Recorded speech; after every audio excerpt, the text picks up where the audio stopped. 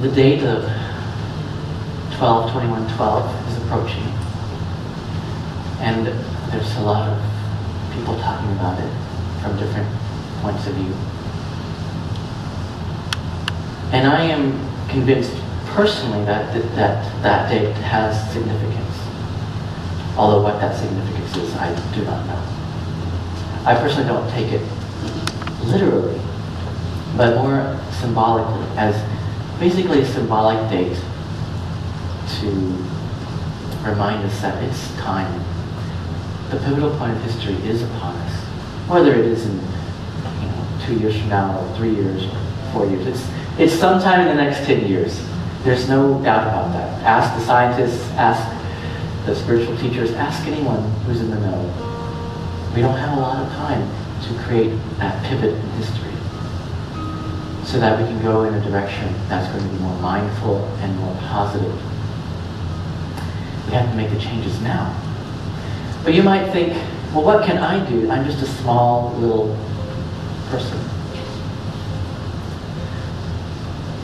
But did you feel the energy in the room tonight just by sitting in the stillness? Did you feel that? See, you have a lot more power than you realize. Just your presence is enough. Whenever someone's giving you a flower, did you critique every petal? Or, the color? Or did you just enjoy the flower, its beautiful presence? And maybe the flower only cost $1, so it's cheap. It's not much worth anything. Maybe the flower is made of certain chemicals or whatever in combination, which maybe only adds up to 59 cents. And you could buy it at some chemical store. But that's not the real worth of the flower. Just the presence of the flower is its worth and its power. And it can light up the face of anyone who can truly, mindfully receive it and see it. So just our presence is enough. Just to be who you are is enough. So, what can we do to be part of the pivotal shift in history? From 12, on that symbolic date of 12/21/12. By the way, I like playing with the numbers, 12/21/12. Isn't that interesting? And by the way, the actual date of the winter solstice of that year happens to be exactly at 11:11 Universal Time. So, for those of you who've been seeing 11:11 on the clock a lot, that's probably why. It's like pointing to that time. I've been seeing it for like 11 years now, so. It's very interesting because 11:11 is oneness. Everything is in alignment. Even though you think you're totally off, everything's on time in your life. Everything, even the negative, is on time to help shift you into the place we need to be in right now and in the future.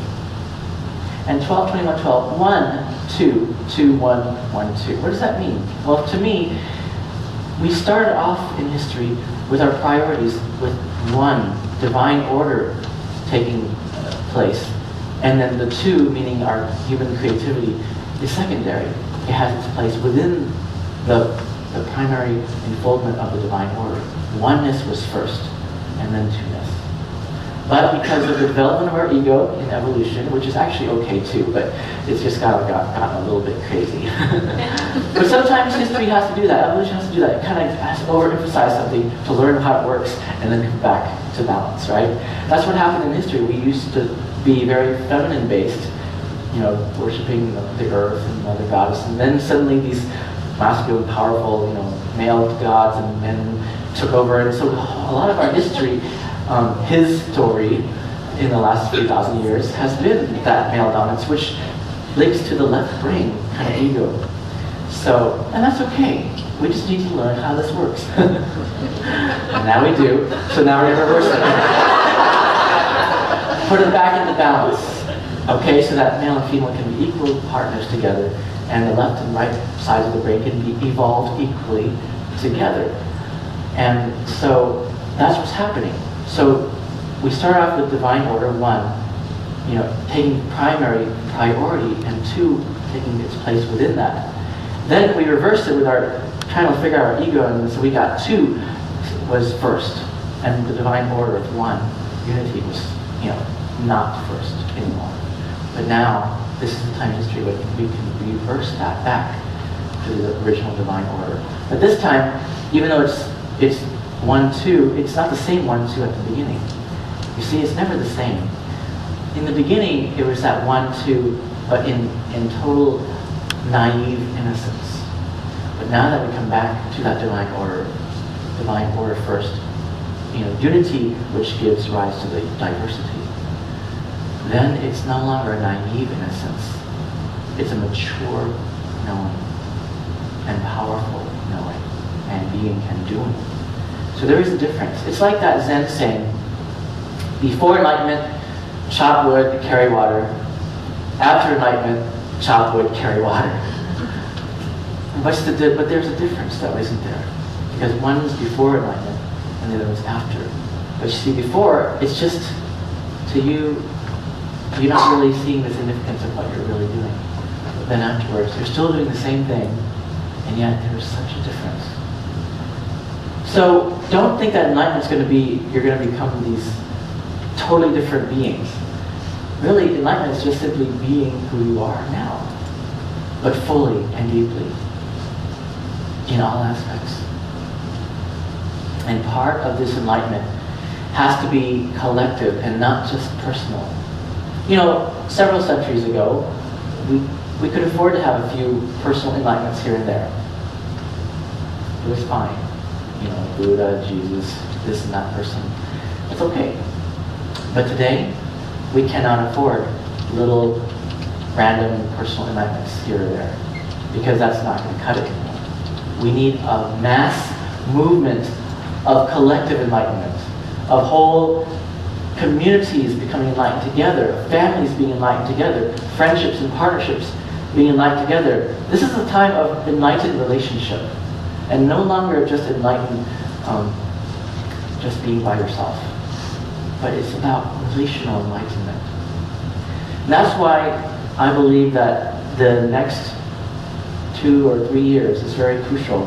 And this is the year where our mantra is Sangam Sharanam Gacchami. I take refuge in the Sangha.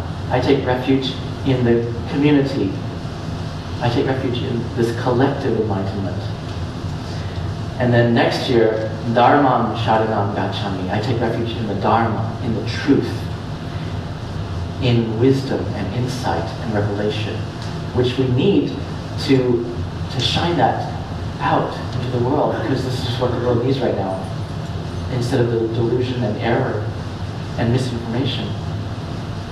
And then after 12/21/12, it'll be the year 2013, which will be the third mantra, Buddham Sharanam Gacchami. I take refuge in the Buddha. I take refuge in enlightenment, in the truth of who we are, in the Buddha that is all of us. So hopefully that'll be a really enlightened year, but who knows? We'll see what happens after 12/21/12. But personally, I think it's more symbolic. So it may take a few more years or decades. But we got to do it now. So the emphasis right now, if we want to be part of this movement, because we only have less than 2 years, if we want to be part of this movement toward collective global enlightenment, we have to say yes to our part now. Don't wait till 2012 or 2013, We have to start now. So make this year your year of Sangha Sharanam Gacchami, your year of taking refuge in the Sangha, your year of being Sangha. So how does that play out practically? Well, first of all, it means going to Sangha every week. Instead of randomly, once every few months. I mean, that was okay in the past. Like it was okay that there was personal enlightenments here or there, randomly. And it was okay that we could say maybe or I'll wait. It was okay. But now you can only say yes or no. Because maybe doesn't cut anymore. You have to either say yes or no to this global enlightenment. And you're part of it. There's no other answer. If you don't say anything, you're actually saying no. So so you have to say something. And I hope that you're saying yes. And it's not just yes from one part of yourself. That's why we practice meditation and all these other things. Because there's parts of it that say yes, no, no, yes, yes, yes, no, no, yes. It's all jumbled. That's why we practice so they all say yes at the same time. And I know that's true in my life. There's a lot of parts of my say, I say yes on one side, and there's others say no, no, no, yes, yes, no, no. It's crazy. But that's why we need to practice personally, but also collectively. We can't afford not to practice collectively anymore. The time of personal practice is over. It's over. From this point forward, only collective practice is going to cut it. So practice with your Sangha at least once a week, and maybe find other groups so that just in case you miss one day of the week, you can go another day of the week. So you never miss more than 7 days at a time being with a group in spiritual practice. It's so important right now. I mean, I personally have to do it every day. And so I try to do it every day. And of course, there are different kinds of practices, like daily meditation at home, weekly practice with the group, going to retreats, things like that. But of all of those practices, the most important in the next 2 years is the Sangha practice. Because if you have weekly Sangha, you'll keep being reminded to do your personal daily home practice. Because every week they keep talking about that, right? I always talk about that, practice at home. So you'll always be reminded. And you'll also be reminded of retreats that are coming up, like with Thich Nhat Hanh in the summer and the fall. You'll always hear about different retreats that are going on, weekend retreats, week-long retreats, because of the Sangha, because of the spiritual community. That's why that is most important right now. So commit yourself to the Sangha this year. Because you won't be able to really commit yourself to Dharma or Buddha if you cannot commit to this foundation of Sangha. Sangha is the foundation. We're all little lights, like stars, that only together we form a constellation that is more than the sum of its parts. And we are each like little drops of water. By itself, a drop of water will evaporate very easily. But when we add our drops of water together, we form a great and mighty river of Sangha, a great and mighty river of Dharma, a great and mighty river of Buddha, who is unstoppable, who will be the source of healing in this world that we so desperately need. All the hungry children in the world are crying out to us to be the Sangha, because without us, that future will be very, very dim. And the present will also stay dim. So be Sangha for the sake of all who are crying out to us to be the light that we are meant to be. They are looking up to us. We might not feel like we're very much. Just being ourselves is enough. Just being the flower of our presence is enough. So be that star. Be that drop of water. But be all that together. And you will be powerful. You are powerful. Namo Amitabha.